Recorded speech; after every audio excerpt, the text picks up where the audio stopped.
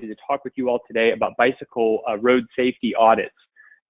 This is a topic that I'm sure you all have heard about from time to time, but you may not be totally sure about what a road safety audit is or what a bicycle road safety audit is either. So what we're hoping to do today is really lay out for you a lot of the reasons behind why we conduct road safety audits, and specifically bicycle road safety audits, and what some tools are that are out there that can hopefully be of use to you as you conduct these.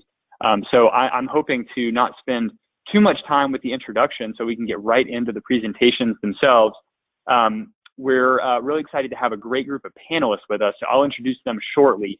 I just want to point out first that this webinar is supported by the Federal Highway Administration's Office of Safety through a program that's led by VHB and the UNC Highway Safety Research Center that provides training and technical assistance to the FHWA designated pedestrian and bicyclist focus cities and states around the country.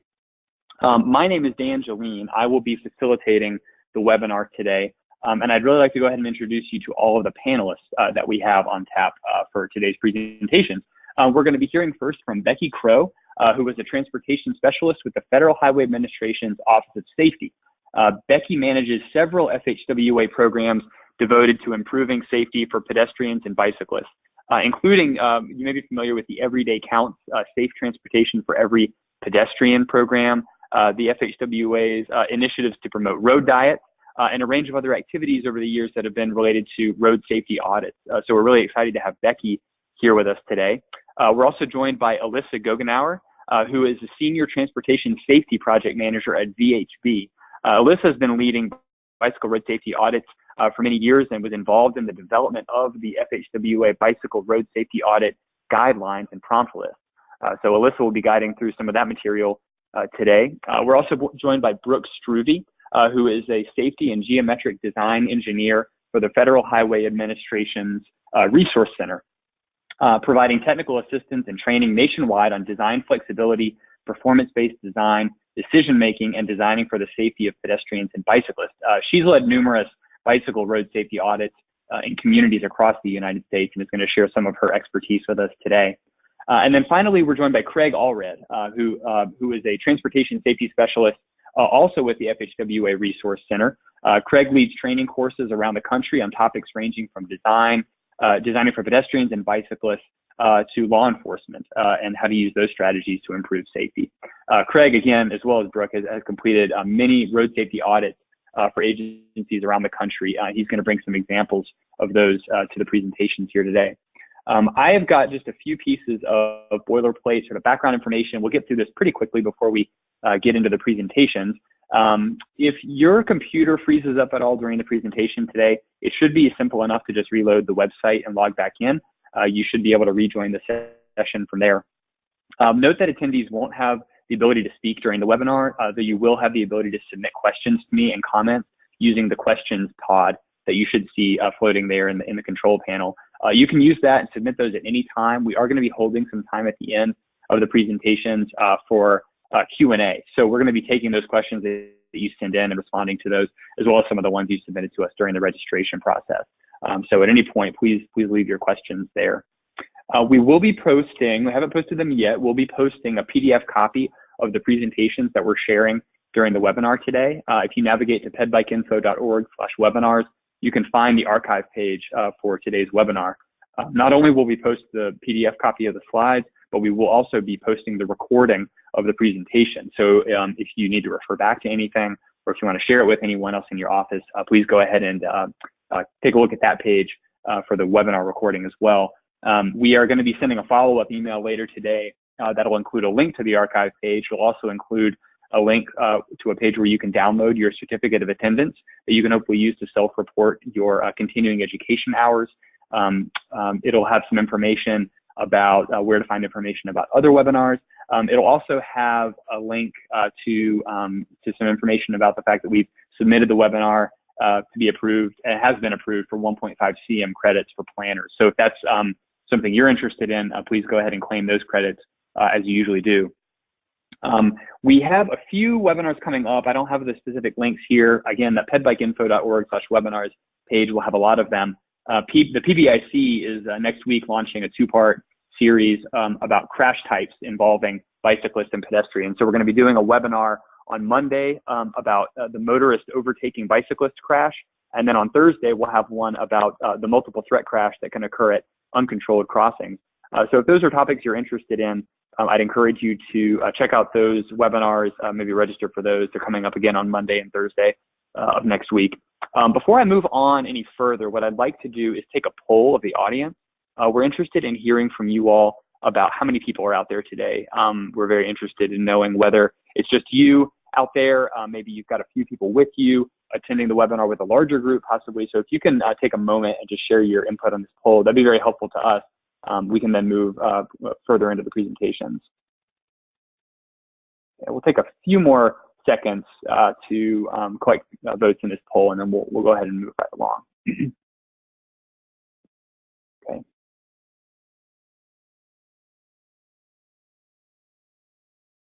Right. Well, thanks very much, everybody. We're going to go ahead and close it there. I appreciate the input and feedback. Close the poll, and we'll get right into the presentations with kicking things off, Becky Crow from FHWA. Becky, I guess you're going to share some information with us about some of the history of the Road Safety Audit Program at FHWA and kind of how this all fits together. Sure, thanks, Dan. I appreciate it. Well, good afternoon, everybody. My name is Becky Crow, and I work for the Office of Safety. I started working with the Road Safety Audits back in 2006. But if everybody on the line would just go back with me about 20 years ago. So we're on the road to RSA success, but we need to backpedal a little bit. Backpedal, we're going way back to 1996. This is when a gallon of gas was $1.22. DVDs were launched in Japan. Some of the films we were watching with Twister and Jerry Maguire. A little bit of sad news. Princess Diana and Prince Charles got divorced. And on the radio of our new car that cost about $16,000, we were listening to Mariah Carey, the Spice Girls, and Eric Clapton. So is everybody on that road with me? Have you all gone back 20 years? Craig, do you have hair? That'll let us know if we're back 20 years. Okay, so we're back to 1996. This is when Federal Highway, we actually went on a scan tour to Australia and New Zealand, and we learned more about road safety audits. And the reason we did that is because we wanted to know how we could use this innovation in the U.S. So in 1998, 20 years ago, here we go, we introduced the concept of road safety audits. And since then, it has really been just a whirlwind. I mean, in 2002, we did an NHI course. 2004, the AASHTO TIG, which that's not even called that anymore. They selected road safety audits as a technology to promote. 2005, we did the RSA guidelines. We've done case studies. 2007, RSAs were actually part of Federal Highway's Highway for Life program, which is now the Everyday Counts program, if you're familiar with that. So, and then a huge pivotal point happened in 2008. And that's when the final rule for the Highway Safety Improvement Program, the HSIP program, safety's biggest funding pot, actually included RSAs. And it indicated that the use of RSAs at hazardous locations could be used to develop HSIP projects. So RSAs are actually in the code. So last count, and this has been a while, but I think 31 states actually use road safety audits within their process. So we're going to speed up to now, 2018. We just recently issued our newest round of FHWA proven safety countermeasures, and guess what's on the list? Yep, you guessed it, road safety audits. You know, they continue to show up because, you know, they have up to a 60% reduction in total crashes. And they are very, very successful. So, you know, we have a number of prompt lists. We have pedestrian prompt lists, work zone prompt list, wrong way driving prompt list. And today, we're going to be talking about the cyclist guidelines and prompt lists. I believe that the fresh set of eyes and the field reviews that you're going to hear about a little bit later really are some of the keys to the success of Federal Highway's RSA program. And I know we've saved thousands of lives, if not hundreds of thousands of lives. So I just encourage everybody today, please, after you hear the presentation, I hope you will consider, how you can take these guidelines back to your locality and make your roads safer. So Dan, thanks for the opportunity to introduce a little bit of background on RSAs to everybody, and I'll send it back over to you. Great. Thanks so much, Becky, for that bit of history there. And I think help us help out, where you all safety audit process is to ask this question that I've got here about your past involvement in road safety audits. I'm going to do this, and then we're going to move into Alyssa's presentation. But we want to see if you can, by answering this poll, picking the option that best fits your experience, what's your past involvement in road safety audits? We anticipate that some of you may have never participated in any type of road safety audit before, which is totally fine. That's one of the reasons we're here. Some of you have maybe done an RSA, a road safety audit, but not a bicycle-focused RSA. We're interested in knowing that too. And then maybe some of you have even done a bicycle-focused a road safety audit before.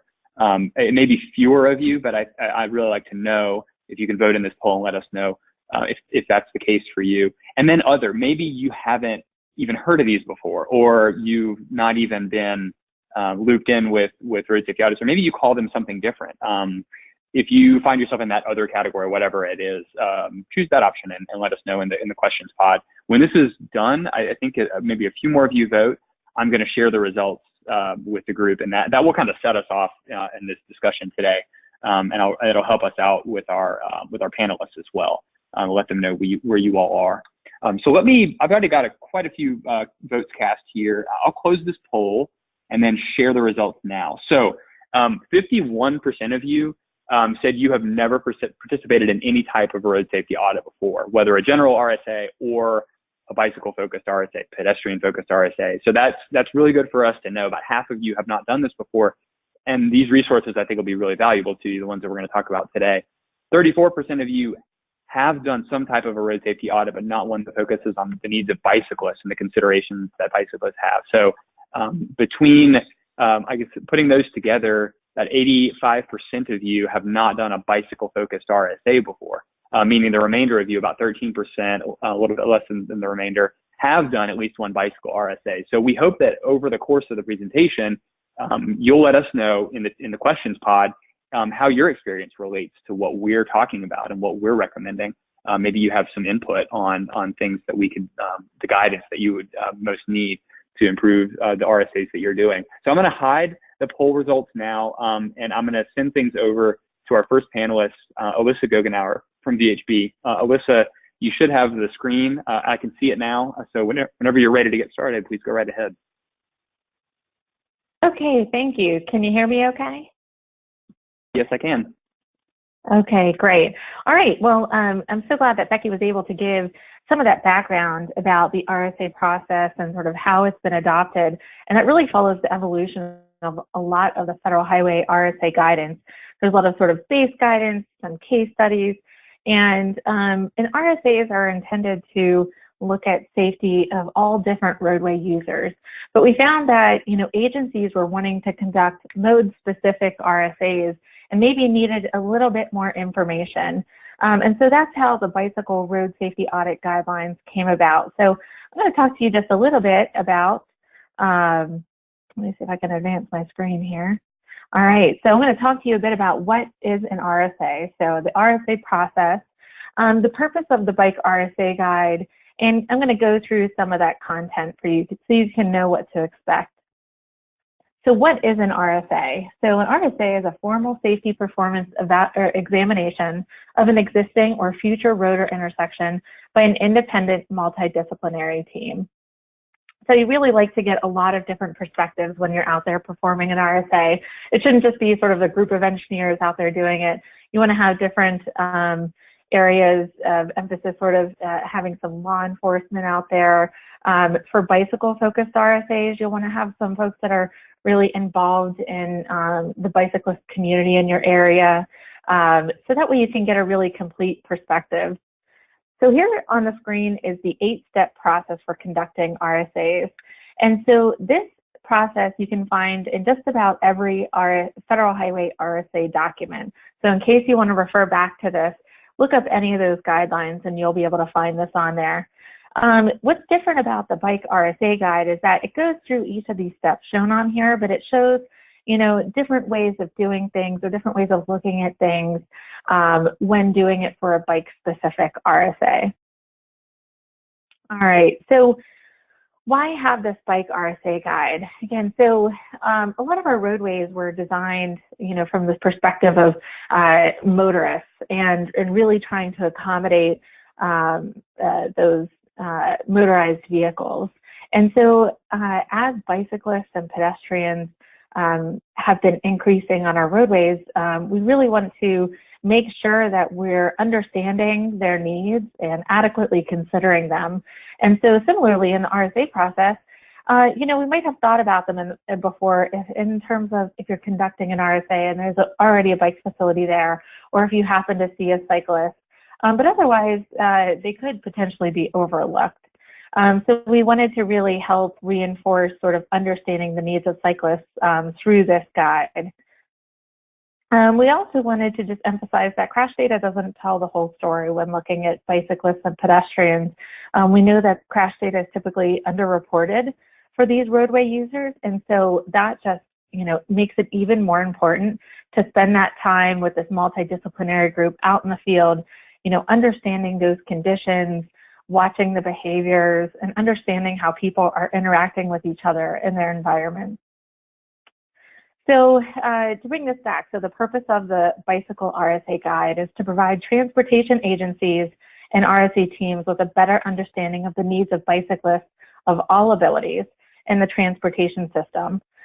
So, you know, we're not just looking for, you know, people that are extremely comfortable who are, you know, riding on the roadway with traffic. You also want to consider, you know, maybe younger cyclists or, you know, families that might be using it. So understanding the variety and types of users. So what you can see here on this slide is the cover of the BikeRSA guide. This was published in 2012, and it's broken down into these 5 primary sections. So an introduction, that gives a lot of information just on RSAs in general. And then it goes into the principles of bicyclist safety. We're going to touch on some of those here today. Then step 3 is sort of looking at bicyclists in the RSA process. Part 4 of this is using the prompt list and how to use them, and part 5 is the prompt list themselves. So I'll give you a couple of samples of information of what you'll find in some of those sections. So the principles of bicyclist safety is that, you know, we wanted to highlight some key elements. So understanding the different terms or roadway features that you might find related to bicyclists. This is just one of the figures that you'll find in the guide itself. But then it also looks at different characteristics of cyclists, the space, length, stability, speed, and vulnerability. You know, there's different types of bicycles, and that might impact how you design certain things like railings or widths of certain pathways, things like that. So it just gives you sort of this base knowledge from which to work from. It also looks at other things, and these we look at in all RSAs, but there's special considerations sometimes when you're looking at bicyclists. So, you know, surface conditions that can impact bicyclists more than motorists. Speed, looking at that increasing crash severity. They don't have the same types of protection as motorized vehicles, so understanding how that can impact crashes. Looking at the impacts of traffic volumes and how that can, you know, make it, you know, more challenging to understand the different options that are available to cyclists. So higher volumes can make maneuvering in traffic more difficult. you know, the impact of heavy vehicles on the roadway themselves. So there's a lot of different factors in there. This is just a sampling of a couple of them. And then the other thing is that sometimes I've heard with RSAs that some agencies who have used them have said, you know, they're great for looking at maybe one specific location, but sometimes we felt like they've missed the big picture. And my response to that is that we also want to look at the big picture. So in this sense, I would say considering that cycling network as a whole. So, you know, maybe you're looking at a section of a corridor or a series of intersections as part of the RSA, but really in context, you want to understand why people are making why they're making certain route decisions. And so you need to consider the cycling network as a whole. So the continuity and connectivity of those networks and the comfort of cyclists. So in the guide, you'll also find information about factors that contribute to bicycle crashes. So different types of common crashes for cyclists and certain considerations then for design or selecting countermeasures. So here you can see information on the screen related to left crossing crashes or right hooks. And then this example here shows, you know, some of the implications for crashes for having different type of separate facility for cyclists. So what this all culminates in is these prompt lists. And what we like to do is sort of try and make this a little bit easier for folks that are out in the field because, you know, you're not going to, maybe you will take the whole guidebook with you out in the field, but I think for most of us that do a decent amount of field work, you understand that, you know, you can have some information with you while you're out there, but you want it to be concise. And so the idea is that there's this master prompt list, and that gives you sort of quick things to consider. It's sort of the culmination of a lot of different considerations, so and more bigger picture type items. So this example here is on the design and placement of features, and so it's are design features present that adversely impact the use of the facility by cyclists. So there's this sort of more concise master prompt list, and then that goes into a more detailed prompt list. And there are several sections in the back of a handful of pages that you could review ahead of time or take out into the field, and it gives you really specific things to consider. And I would say that, you know, for a lot of the people that we work with doing RSAs, there's usually a handful of folks that cycle regularly and might think of these things, you know, off the top of their head. And then there's another group of people that, you know, they've biked and they're interested in biking, but they don't do it all the time.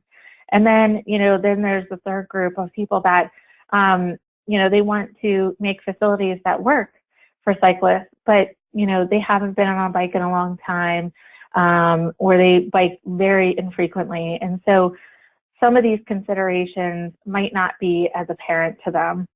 So that's the idea behind the prompt list, is to just sort of get people thinking and checking. And the other thing we found is that a lot of times when we're doing RSAs is that you kind of get into a rut of checking for, you know, these certain items. Like there's certain people that check, you know, drainage ditches or slopes or, you know, different types of pavement markings. But, you know, you sort of get into the habit of looking for the same thing all the time. And so this sort of helps to break you out of that and make sure that you're thinking about, you know, all of the different items that might be present. So, you know, what I want to leave you with is that these guidelines emphasize considering the context of the cycling environment from a behind the handlebars perspective. You know, we know that when we look at things on, you know, a sheet of paper versus going out into the field, they can be very different. And similarly, when you think about designing bike facilities, it's really important to make sure that you have your planners and engineers and other people involved with the project who are able to get on a bike and actually experience it that way, because you might find that things look a little bit differently or you experience them differently that way. So it's really important. So I would encourage you to check out the link that I have at the bottom of the slide here for the Federal Highway RSA website. And that's where you'll find a lot of great resources there. So a lot of different guidelines, including the BikeRSA guide, along with different case studies, such as the Access to Transit case study, which looks at bike and ped facilities for accessing transit. So there's a lot of great information on there. All right. And that's all I have for today. So I'm hoping that, I think Brooke is next, and she's going to talk about sort of considerations for planning a BikeRSA. Great. And thank you very much, Alyssa. That was a great overview of those resources and maybe some recommendations for, why we should consider doing BikeRSAs. I'm monitoring some of the commentary coming in as we go along, and as I'm moving the screen over to Brooke Strube to continue the presentation, I'm seeing a few comments about just this idea that you teased at the end there, which is this idea that folks who are making decisions aren't often behind the wheels of the bike, and that's such a valuable perspective. If you're designing for bicyclists, you really need to know how it feels. Incorporate those pieces like comfort, how you feel on the road, in addition to what you can kind of objectively measure, the crashes and the lane widths and things like that. But it really does make a big difference when you're actually able to get behind the wheel. So I think we'll get into some more of the value of doing that, and then we'll bring that up again in the Q&A. But I think that's such a valuable recommendation moving forward. So I think what we're going to try to do now is Brooke Strube is going to help us think through, okay, we've decided to do road safety audits for bicyclists. Like, what do we do next? Like, what are all those different pieces that go into the planning of them and the execution? Maybe some more logistical items that you all have questions about. So Brooke, I can see your screen whenever you're ready. Please go right ahead. All right, so let's talk a little bit about how to conduct a road safety audit, what some of the logistics of planning and preparing for that are going to be. And as Alyssa showed you, this is the overall process that we go through. And you see that we have some of these circles are marked in dark blue and some are in light blue. And those light blue circles are going to be the responsibility of the project owner and the facilitator preparing for the audit. We'll talk about, selecting the project, putting the team together and preparing for that meeting. And even item number 3 might, in some respects, happen before the actual meeting of the RSA team. And then afterwards, there's some follow-up with preparing a formal response and incorporating the findings into what you were doing. So let's talk about identifying the project. There's some key questions that are going to affect how we're preparing for and who we decide to include in an RSA. For example, who is initiating the assessment? If it's the project owners themselves, there's probably going to be a lot more communication and collaboration. If it is maybe coming from an external headquarters office or something, it might be a little more challenging getting the team put together because it's really going to be the project owner who knows who the key stakeholders are. And if the project owner is not entirely familiar with the desire for the process or the need for it, you might have to spend some extra time with that communication stage, trying to bring them up to speed and helping to reach out to those other stakeholders. Another key issue is what stage is the project in. If you're simply identifying projects where you know there's a known safety issue and you want to go out and look at them, you can rely on what you're looking at in the field and maybe some long-range plans that you have available.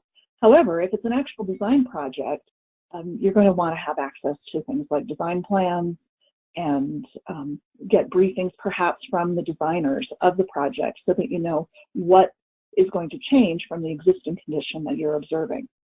And then finally, what is the scope for your assessment? How much territory in the project area are you going to be able to cover? If it's a fairly homogeneous area, maybe you can cover 10 miles in a couple of days. But if you've got several intersections, lots of driveways, very specific issues along the corridor, you're probably only going to cover 2 or 3 miles within the course of your road safety audit. If you're simply looking at a single intersection, maybe you're going to have a shorter duration for the time needed to conduct the road safety audit. Selecting the RSA team is important, and Alyssa mentioned some of the key people as well, but I want to emphasize that you want to make sure that on your team, you're covering the range of experience you want. So you're probably going to have someone representing design, someone representing traffic and safety, the planning aspects, maintenance, and then you're also going to want to have representatives from your key stakeholders. So making sure that you have the DOT staff, city staff, emergency response such as firemen, policemen can provide great insights. Certainly someone who is an avid bicyclist or can speak for the bicycling community, and also your school district. That's going to provide important information about bicycling patterns of children and where there might be some trip generators for bicycle travel. And then finally, you'll want to identify who the decision makers are for the project, who should be present and participating in the debrief at the conclusion of the RSA meeting. This is usually important to schedule in advance because very often the people that you want at the meeting are going to be busy and a lot of demands on their time. In some cases, the person who is the recipient of the debrief will be the project owner themselves. They may not participate in the RSA meeting except for during the debrief. In other occasions, it might be someone like a district director or a city council person, someone who is going to have significant input into the direction of the project or providing funding for the project. Prior to the meeting, there's a lot of communication that happens, particularly for all of the participants in the RSA. If they know what to expect coming in, they're going to be better prepared. Certainly, we want them to have an explanation of an RSA and the expectations of the meeting. Make sure that they understand that there's going to be a lot of walking and they're going to be outside is important. And that we'll also be asking them to participate in an evening site visit, making sure that they're aware of that. We also want them, if the participants or stakeholders who have information to bring to the discussion, hopefully we can get some of that in advance, but we certainly want them to know what kind of information would be useful, what sort of discussions that we may be having during the RSA so that they can be prepared for that. We also want to make sure everyone knows what resources we're asking them to bring, what resources will be available. We'll need to have a meeting space, as well as making sure everyone has a general agenda for the meeting.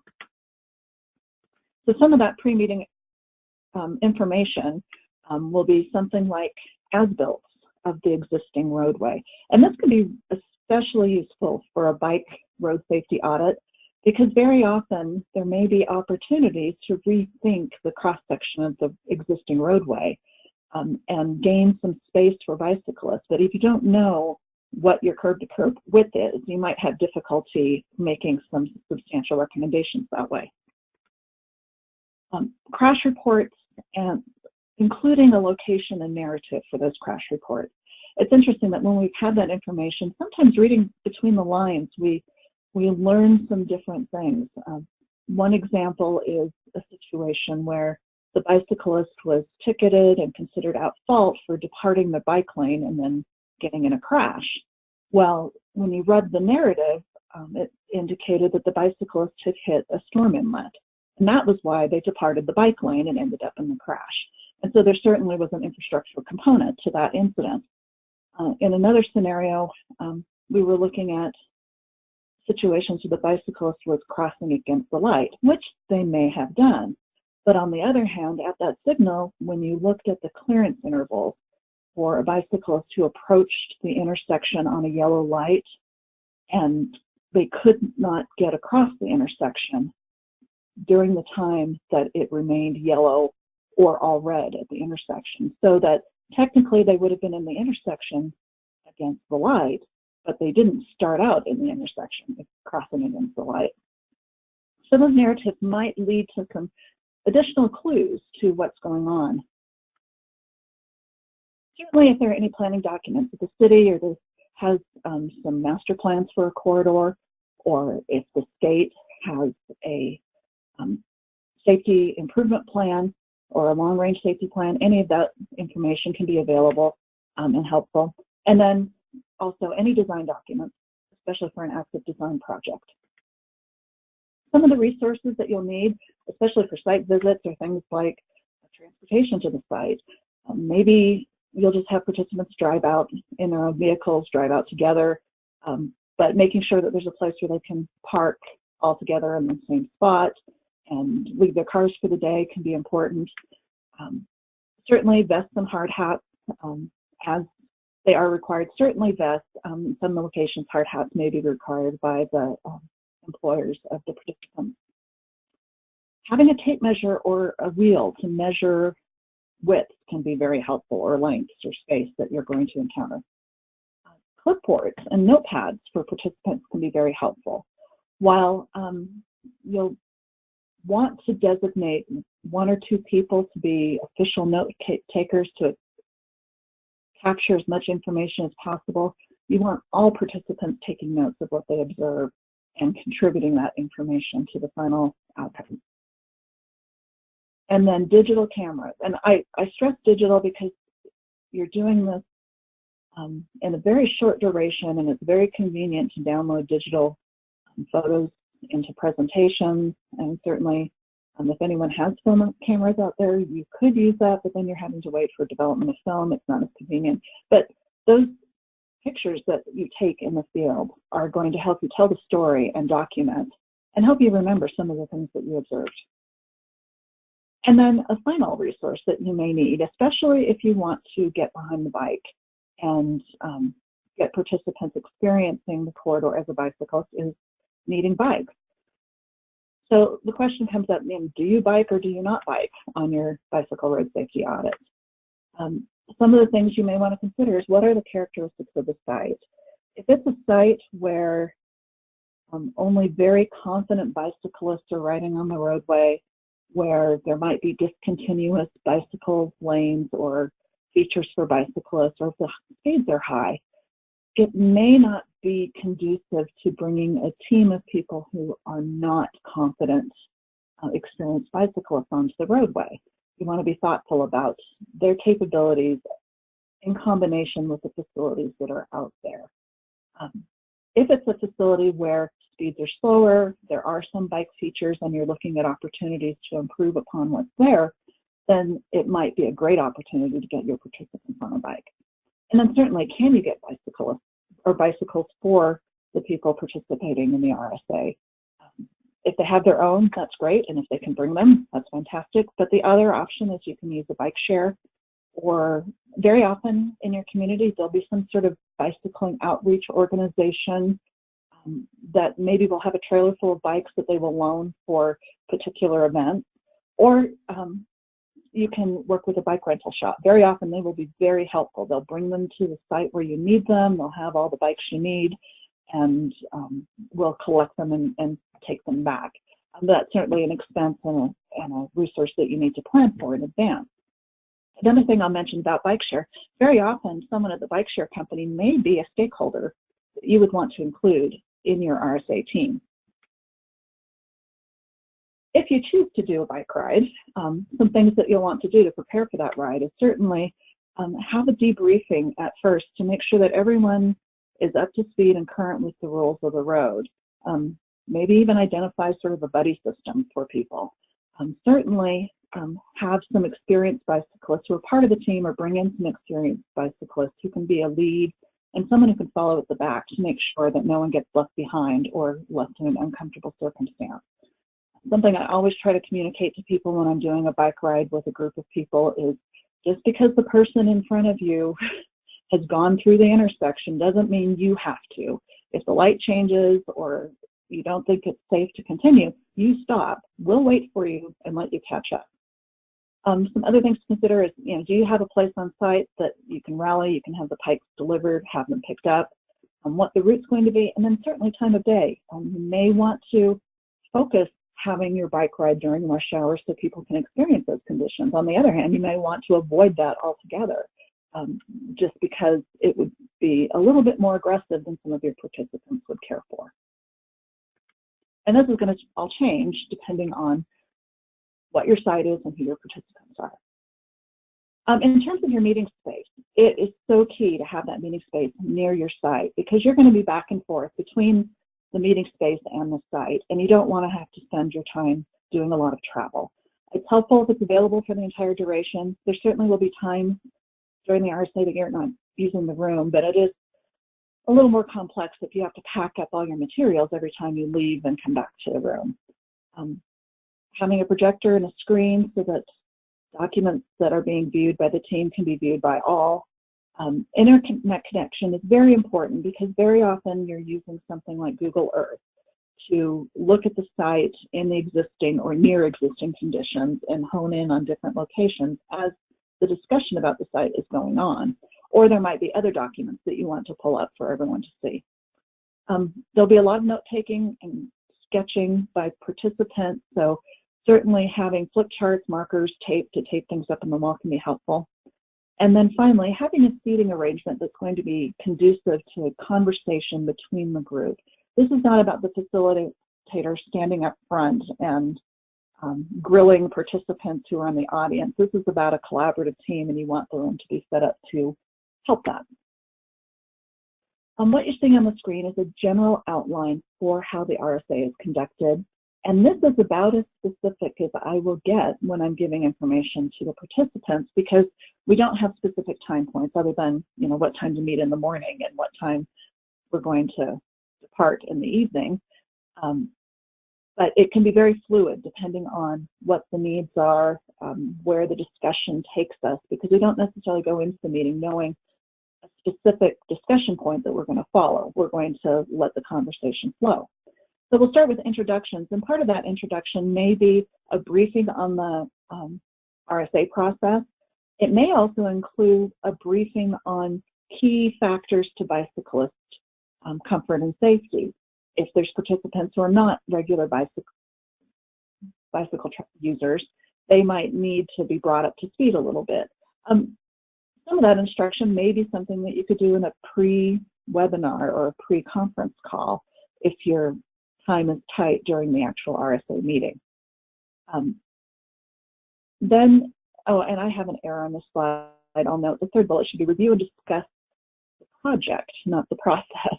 This is where you start opening up the table to the participants. Let them share what they know about the location, if they happen to know anything at all. Start looking at the features that you're going to see on the site visit. And sometime during the mid-morning, then, the site visit will start, where participants go out and meet on site and start walking the length of your project from one end to the other and back. This does not happen all on day one. We get started on day one, then we might break for dinner, and then we ask participants to come back for an evening site visit. In my experience, not everybody can make that evening site visit, but having as many as can participate is helpful.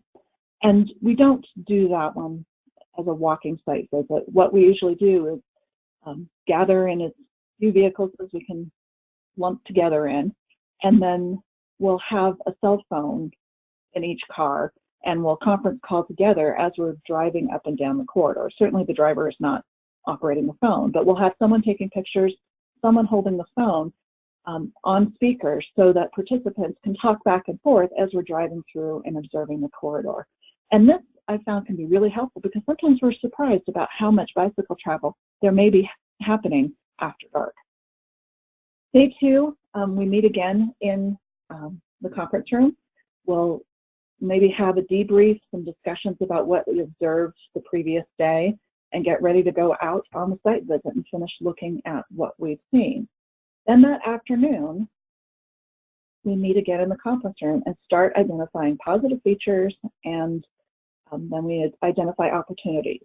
And we want to be very careful about the terminology we use. When we start talking about the opportunities, we don't want to say problems. We don't want to say dangerous locations. We want to be careful with our language, just because the final report will be documenting our recommendations, and we don't want to frame them as something that can be a target for liability concerns.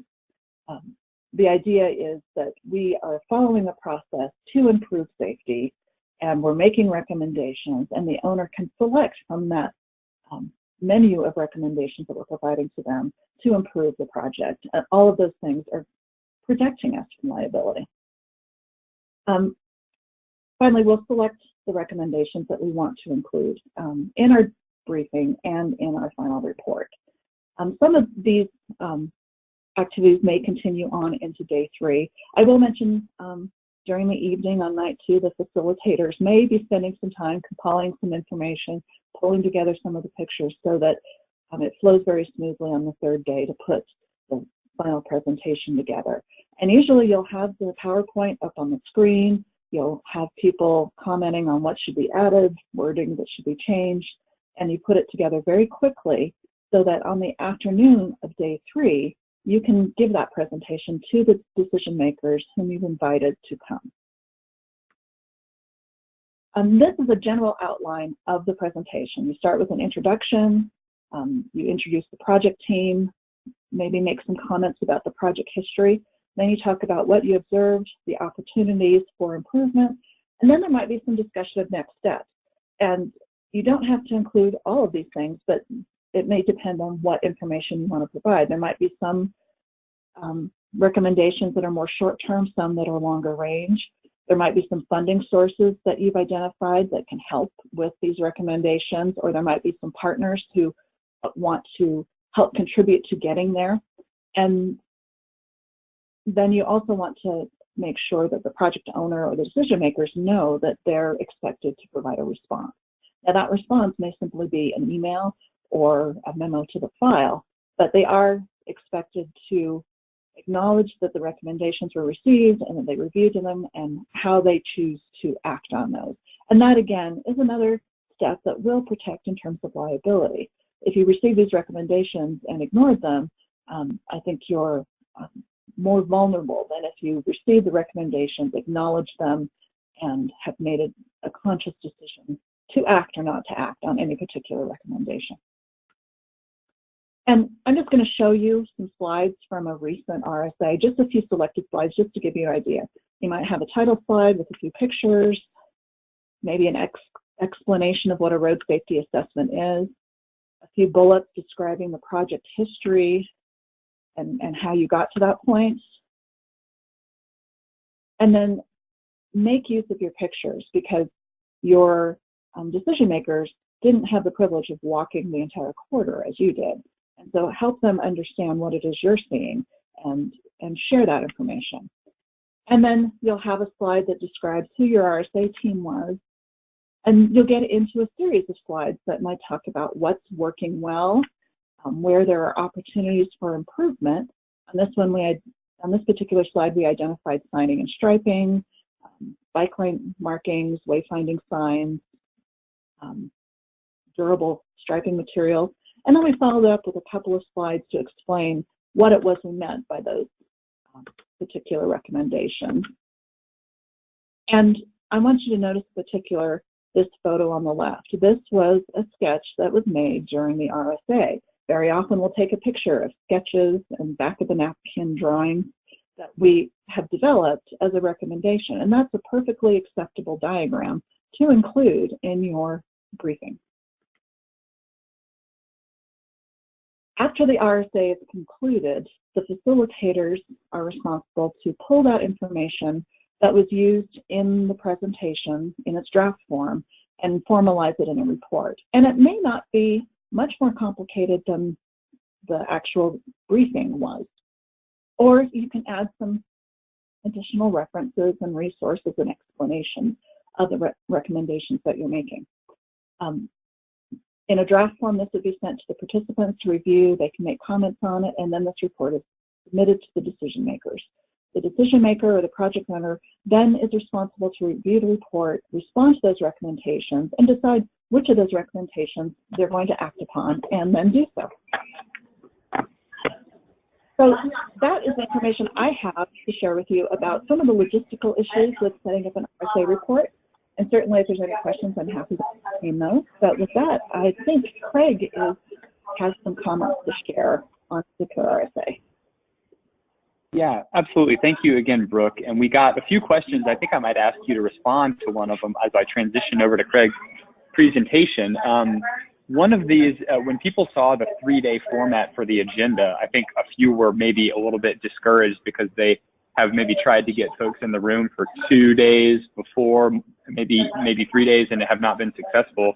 Have you done this process in a more abbreviated time frame before? I haven't done so, and maybe Craig can comment on that, but I will say that you can adapt it to what you can get together at and the time you have available and the people you have available. Certainly, you want to choose a smaller scope for your RSA. Maybe you're just going to look at a single intersection or maybe a single block. And in that format, you could cover the territory a lot more quickly. A lot of the time in the RSA is spent walking the length of the corridor. And so if the length of your corridor is much shorter, you've certainly reduced the time that it takes to conduct it. Could I add to this as well? This is Alyssa, and that sometimes, given some of the time constraints, we've split this up, where we've done the data analysis and sort of the initial meetings on, one separate day. We've come back and done the field review maybe another day, depending on the number of sites, if we could fit that in the one day.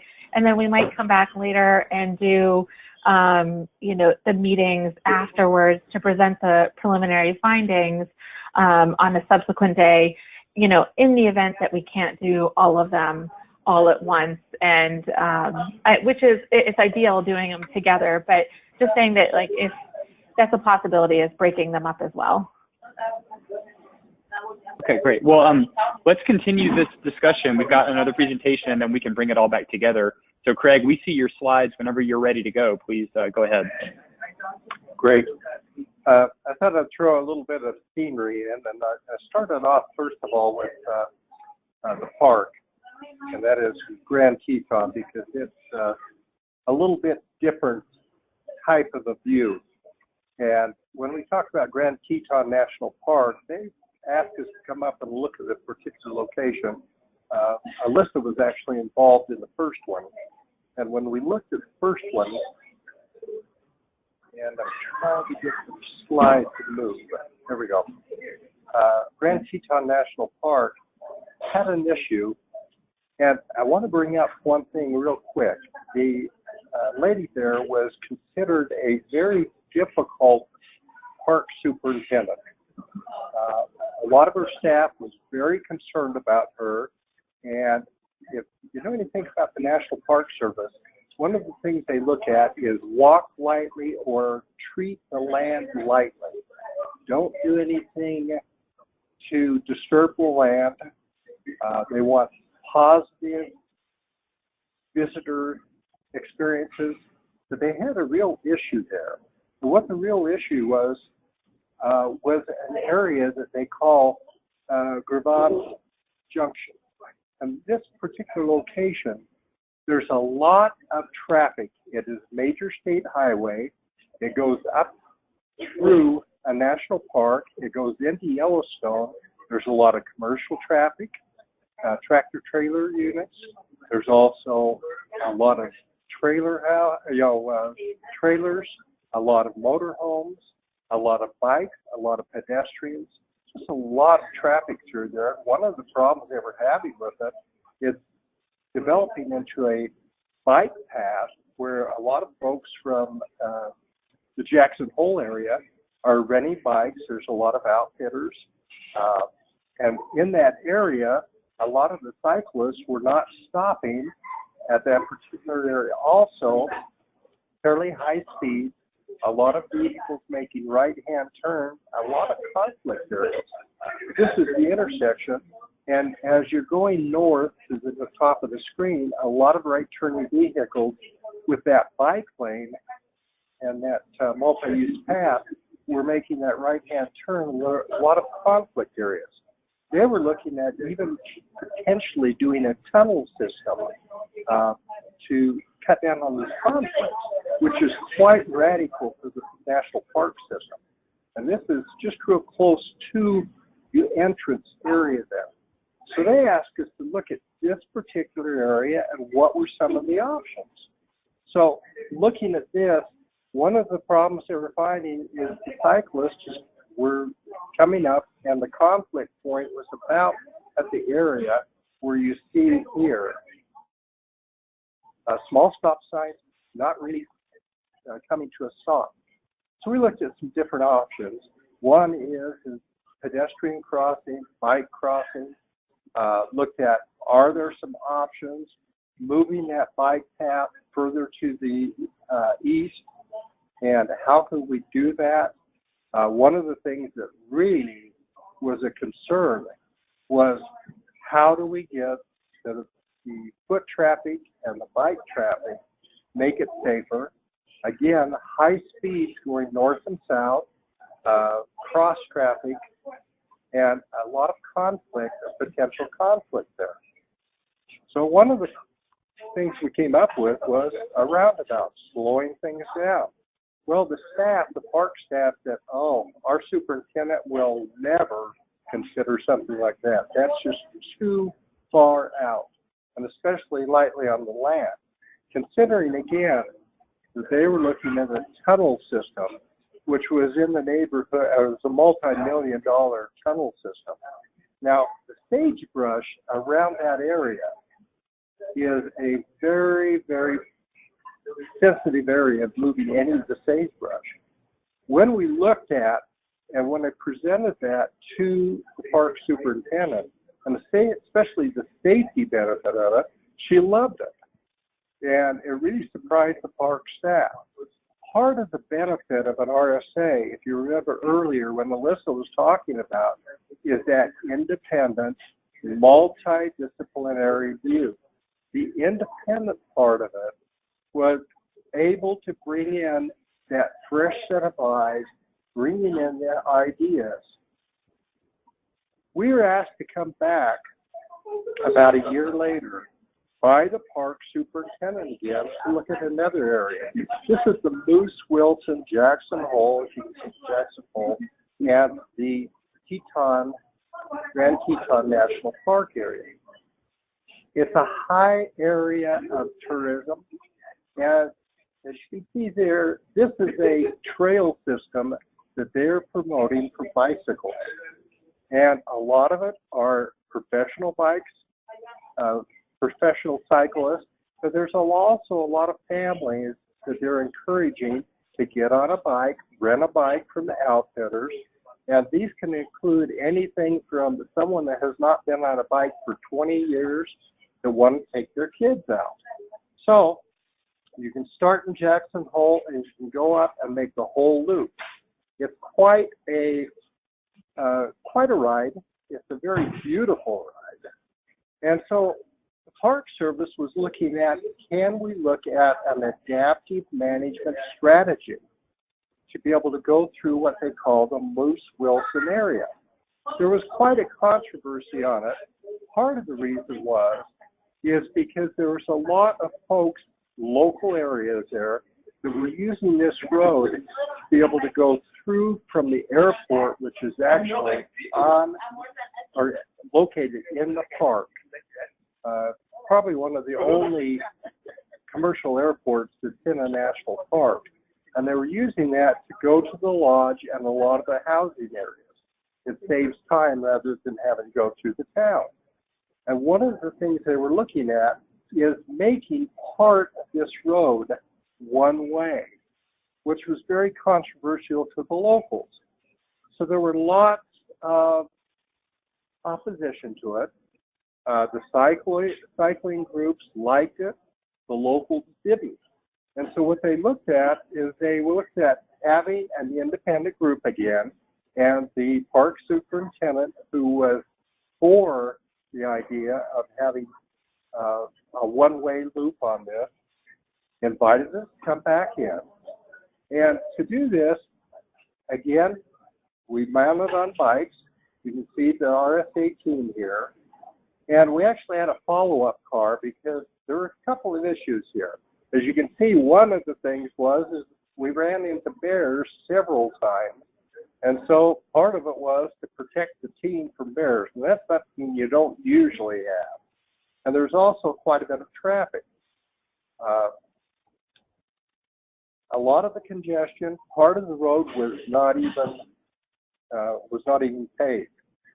Now we'll jump to a little bit different situation, and that is on the California coast and Redwood City, an area that is really pushing for better cycling venues for the public. And that is, they would like to get a lot friendlier along the San Francisco area and along that coastal area. They've done a lot of planning, a lot of work. As Brooke mentioned earlier, we walked the site. It was a long distance. It was a couple of miles long, actually. But we walked it, looked at it, found choke areas. There's a lot of preparation as far as finding some of the bike crashes. Understanding the bikes and trying to find those bike areas and those bike crashes, the bike numbers, is very difficult. In a lot of areas, a lot of bike crashes go unreported, especially if there are undocumented workers, which we found there. They don't have a good interaction. If a bicycle hits a curb, hits a structure, it's not a bike vehicle, motor vehicle, oftentimes police do not have a report on it. We did know some of the information on these collisions, and so we did have a little bit of information. But what we also found is we found by going out there, we found a whole lot more bikes than what we thought. And especially at night, we found bikes all over the place, bikes that did not reflect the numbers. And one of the advantages was that we were able to show and we were able to demonstrate that there were a lot more cyclists. We were able to show the conflicts, especially on the higher speeds and the higher speed roads. And again, Brooke mentioned this just a few minutes. Lower along the California coast in the Newport Beach area, we found a little bit different situation. We found that wasn't quite as friendly as far as, or quite the emphasis on the cycles. And what we also found is we found a lot higher speed roads. We did find some bike facilities, but again, we found some conflict points that were very interesting.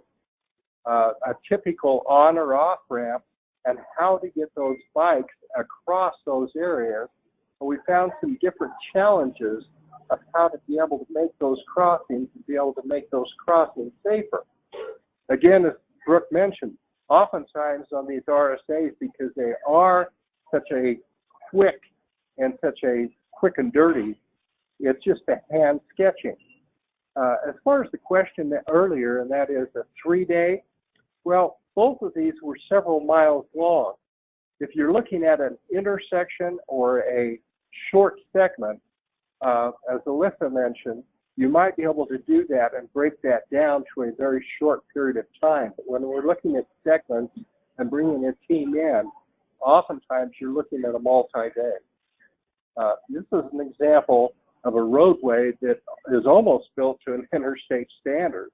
And as you can see, high-speed roads and trying to merge from that bike lane and having to go to, again, what was almost like an off-ramp and be able to merge into a choke point. And we found several choke points along those areas of how to determine and how to look at some possible areas and how to be able to pull those together.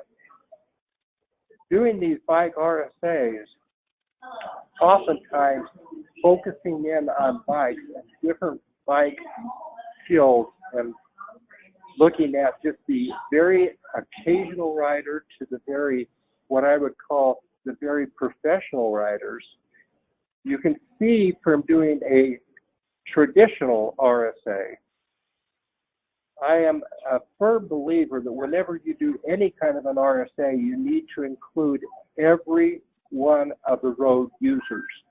And oftentimes, when you see a full-blown RSA, you find that you need to split it out and you need to focus in on maybe pedestrians.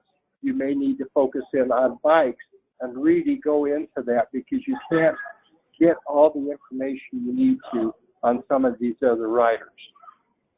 Again, those hand sketch are perfectly good to be able to start looking at some countermeasures and how do you pull those countermeasures in. The bike lanes where they just disappear or just dissolve into parking areas, and how can you start pulling those together? That gives you some opportunities to start looking at the next steps.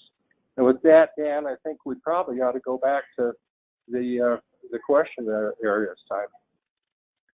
Yeah, that sounds good, Craig, and thank you very much. I apologize if anyone was hearing a little bit of background noise through all that. I hope Craig was coming through okay. We were trying to figure out where that was coming from, but nevertheless. Oh, that's all right, Craig.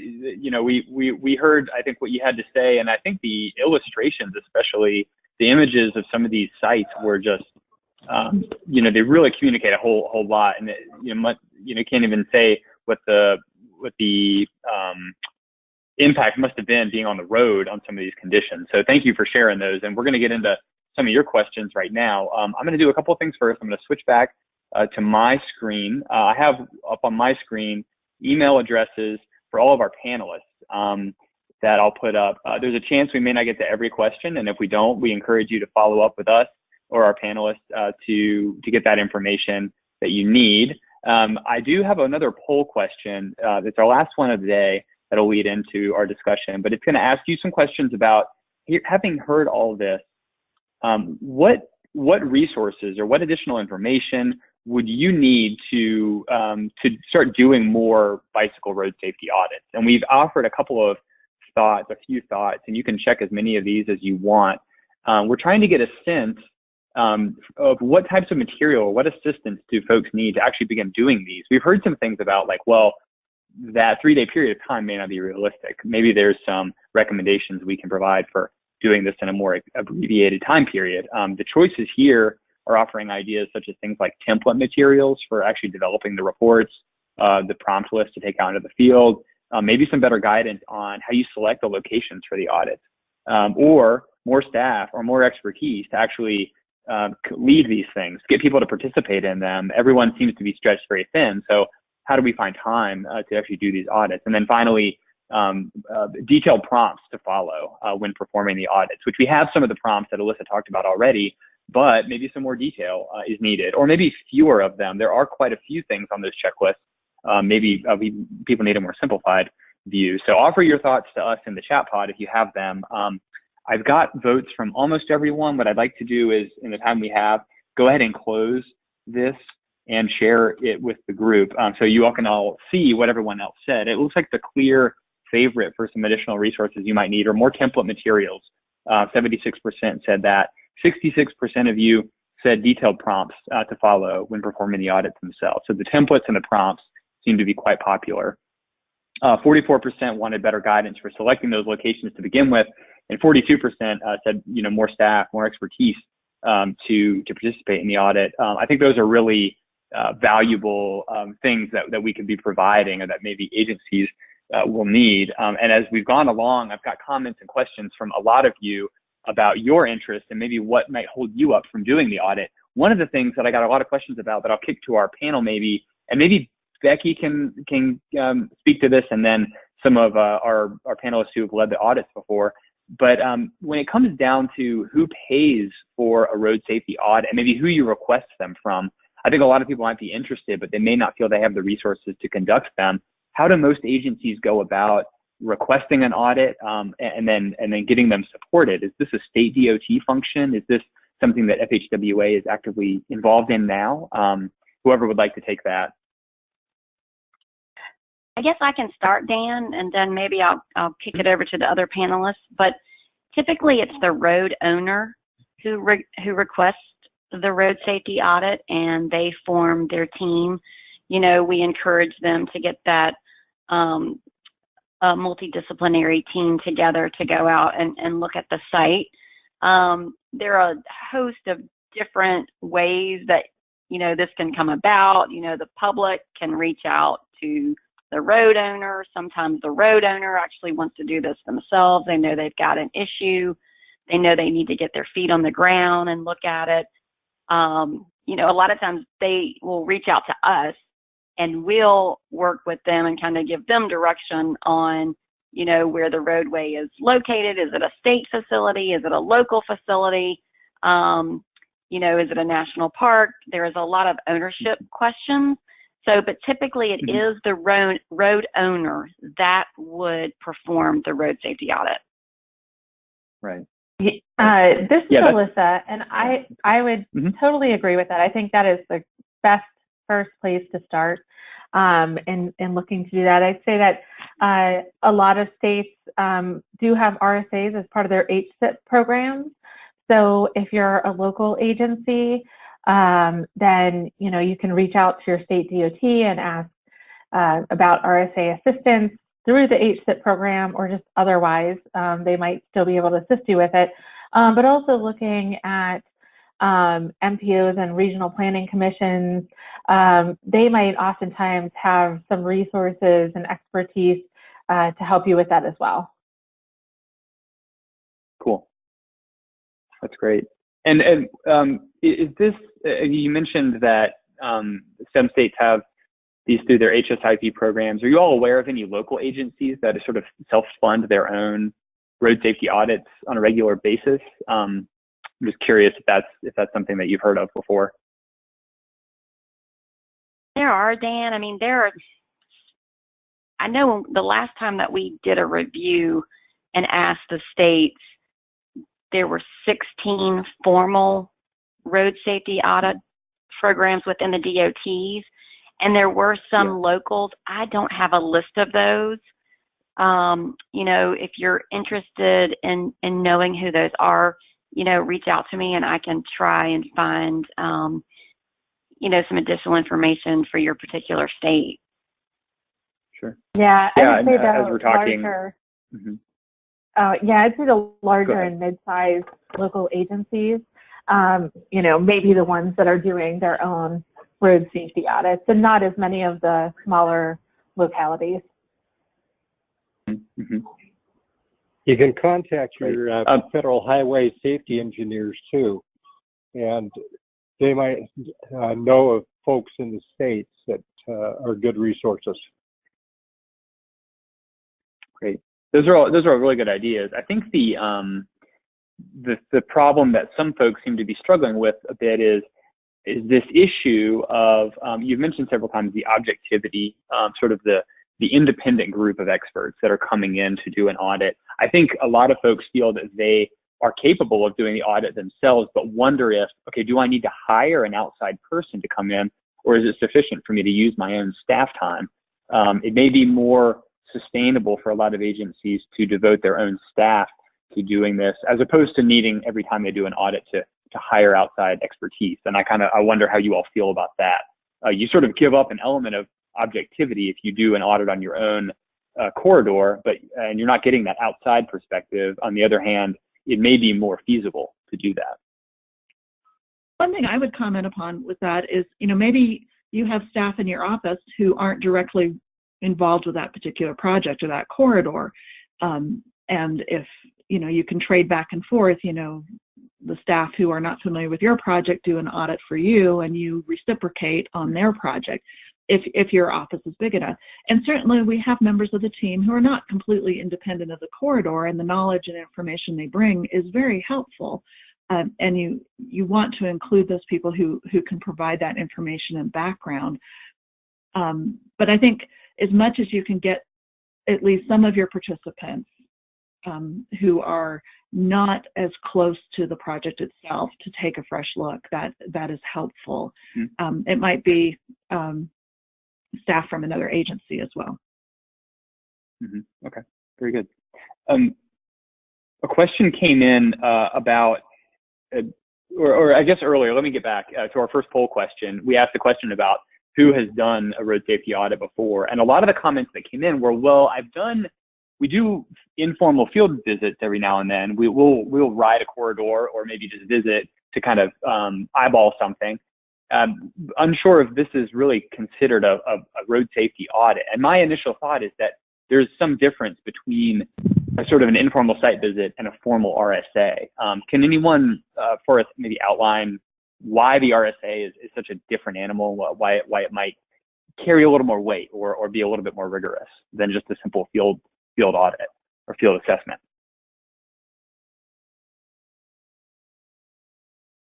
Yeah, I think the biggest difference is maybe the involvement of that variety of team members.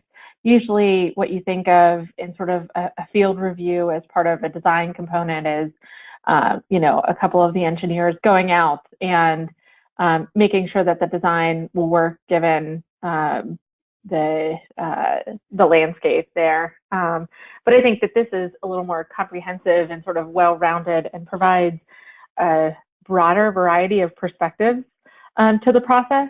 And it's not just sort of a quick field review, it's a decent amount of time. I mean, you definitely have to have some patience because, you know, you're not going to really get a full perspective based on, you know, 30 minutes at the site. A lot of these times we are going to the sites under a variety of conditions. So we might go there during certain times on the first day. You know, on the second day, we might decide to go back there and hit them up during peak times. Maybe there's like a school that's letting out that we want to see. Or, you know, we also want to see it in light and dark conditions. And so you're going out to some of those same locations for decent stretches of time under those varying conditions to understand what's going on during different times of the day. Sure. Well, that's a really good, and Dan, that's a really I will good point. Say, yeah. Well, I just wanted to say, and I have been out quite a bit in the middle of the night and at rush hour and in the morning. So, you know, we like to get those field visits in there so that we can see all of those, you know, different environments out there. Sure. Yeah, definitely. That's a really good point. There's a question about, does the audit process itself kind of change the condition of the roadway just by everybody being out there at the same time? Like one question was, if I'm trying to look at a roadway in normal conditions, in quotes, am I changing that environment by putting my audit team, all maybe 15 or 20 of us, on bikes there at the exact same time? Has anyone run into that issue before where you feel that just by being there, maybe in your bright vest, you're changing how people behave or changing conditions in some way? Yeah, I would say that we're all pretty cognizant of that and that potential impact. I think that we try and reduce that by maybe blending into the environment a little bit better. I mean, that's not to say, you know, you should do whatever your agency requires in terms of safety protocol. But yeah, you certainly don't want to draw so much attention to a group that you're altering the behavior of you know, the other roadway users. You know, maybe that means that if you have a group of 15, you know, maybe you're going out in some smaller groups to ride through the area, you know, rather than in just one big pack or one long line.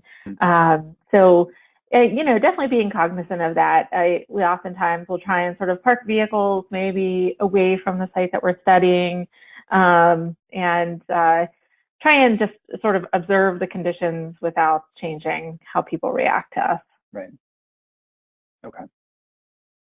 Yeah, that's a really good point. Another question came in about how you can get local residents and community members their opinions and sort of their perspectives incorporated into the audit. Is it best to invite them along on the audit with you, or is there another way that an audit team, which we've heard needs to be sort of objective, independent, small group of experts in the area, can they gather that input separately from inviting those folks on the audit ride itself? I wonder if you all have experience of how best to gather that kind of input. I think, you know, you might be able to invite a stakeholder that is familiar with and has received comments from the public. That, you know, if there's a key stakeholder who is in touch with the public sentiment, that would be a great person to include. Or you can maybe, you know, set part of your agenda aside to bring in a focus group from the public. You might not want to include them, the entire RSA team, but you might bring them in and sort of interview them and tease out their feedback and concerns on the corridor. And then, you know, once you've had that hour or 2 hour session with them, then they can go on about their business, and you as your team can incorporate that feedback into your process. Mm-hmm. Yeah, I'm glad you said that, Brooke, because I think that there might, oh, go ahead, Craig, I'm sorry, go ahead. Yeah, that's what your startup meeting's for. You want to keep your team as small as you can. Generally, you'd want 5 to 8 people.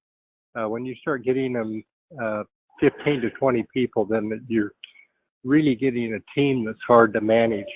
But the startup meeting, you want to have the community involved, and then you want to have representation. It works better that way.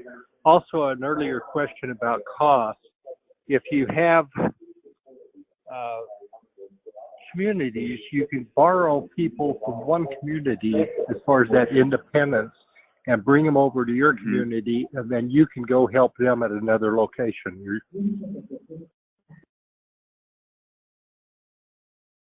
Thanks for that, Craig. No, I appreciate that. And I'm glad that you brought up this idea of sort of that separate interview, maybe focus group process, because I do think that when you run into trouble with maybe getting people to commit for the full period, it doesn't mean that they can't necessarily be involved, but it does mean possibly they can just adjust their involvement to where they're providing input during those phases and maybe not participating in the full audit process. So I think there are different ways to get different perspectives. You may have, for example, your fire and EMS folks who can't maybe commit to the full period, but do want to sit down and share their concerns and maybe their interest in what they'd like to see happen on a corridor, and gather that input separately. So I think those are all really good ideas. I have a question, getting back to maybe some of the topics, Alyssa, that you covered, which is the process that you laid out and the selecting a location for the audit to take place. It's my impression, I think, that a lot of folks are maybe selecting audit corridors for bicycle road safety audits based on maybe crash data. So if they have a corridor where there have been some bicycle related crashes, they'll pick those sites, maybe not necessarily picking sites where there could be high risk of crashes happening, but maybe the crashes haven't happened yet. Can you speak at all to using other data besides just crash data to go about selecting sites for audits? Yeah, that's a great question, and one that we definitely run into quite often. And so you're right that since we know that there's underreporting of bicycle crashes, the crash data might not always be the best indicator of where to focus your efforts. I mean, I would certainly take that into consideration when you're selecting sites. But yeah, looking at other sort of higher risk locations for bicycle crashes, you can also get feedback about sort of where there've been a lot of near misses or complaints about near misses, and look at those. But yeah, I think this complementary approach of using high crash locations and higher risk locations would give an agency a pretty comprehensive way of looking at their sites.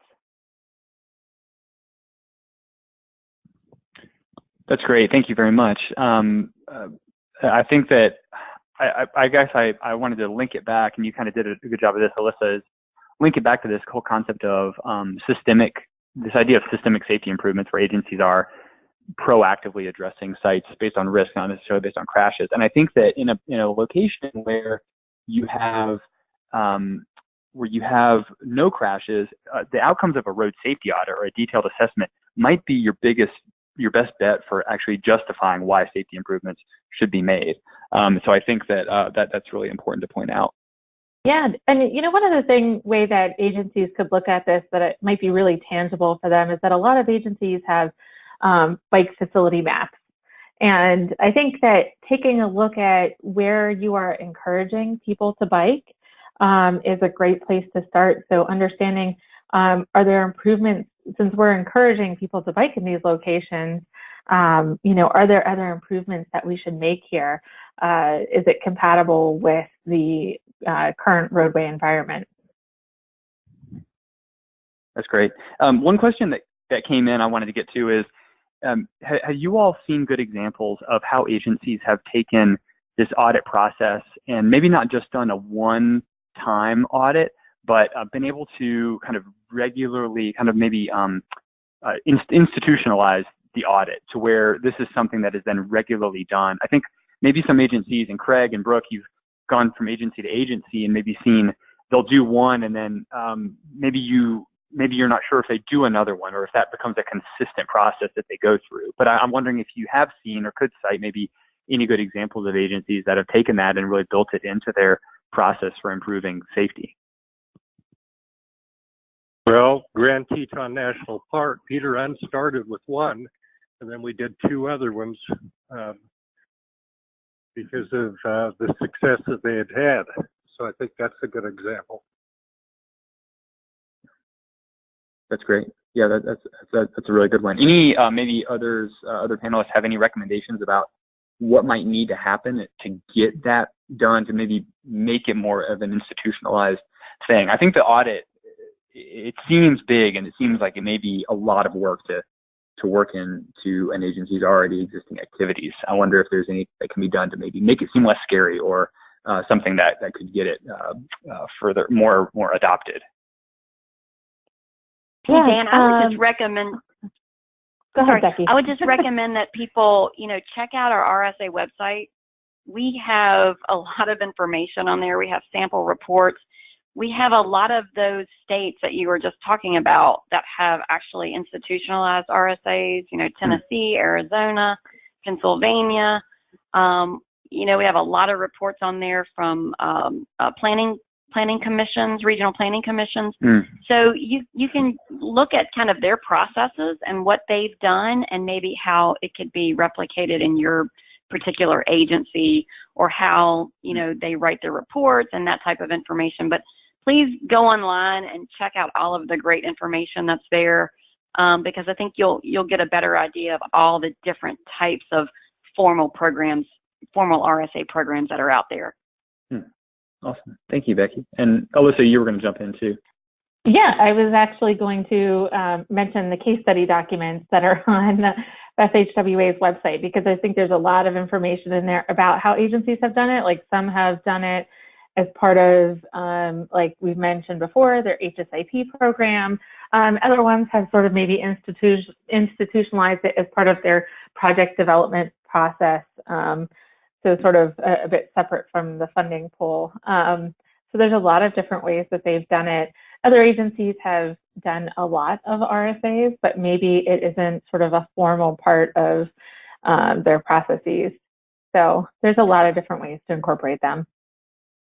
Yeah, no, I think those are good recommendations. And maybe, and we should say, there have been a few questions about, are these audit recommendations and these guidelines are a little, they're getting a little bit older, I guess. They're not as recent as some of the things that have come out this year, but we should point out that these will be updated in the coming year by FHWA and by members of our team. In fact, Alyssa, you'll be working on that. So I wonder, aside from recommending that everyone out there please give us some feedback and comments on what you'd like to see come out of that, I think maybe there's an opportunity to provide some recommendations for institutionalizing audits and maybe building programs that are devoted to them. I just have gotten a comment from one of our participants that Maryland has apparently had an official pedestrian RSA program since 2012, and it's been evolving, he says, ever since. So that's encouraging, and maybe collecting some of these examples and building those into the newest version of the guidance and recommendations would be a really smart idea. So I think that maybe is something for us to work on. I am going to, unfortunately, have to cut off the discussion at this point. We're nearing the end of our period together. We've got a lot of good discussion going and responses to your questions. I'm sure that there are some that you still have. I'd encourage you to reach out to our panelists, though, if you would like to talk to them more. We've got an email address down there for general inquiries. We'd be happy to receive those and then find the correct answer by talking with our panelists. So please do contact us if you need more information or want to talk more with us. We are planning some webinars, I mentioned, next week.